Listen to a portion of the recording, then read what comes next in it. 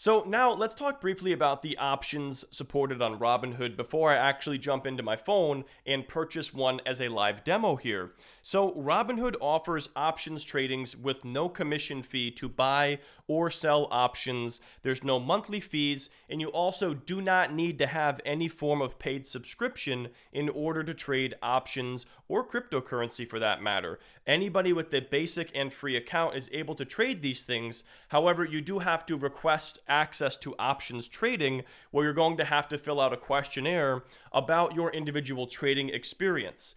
Based on your experience level, Robinhood will decide what types of options they want to allow you to trade, because options are a very high risk and speculative investment where the majority of people who trade them lose 100% of their money or more. So I'm not here to tell you to go buy them or not to buy them. That's up to you to make that decision, but I just want to give you information about the options on Robinhood.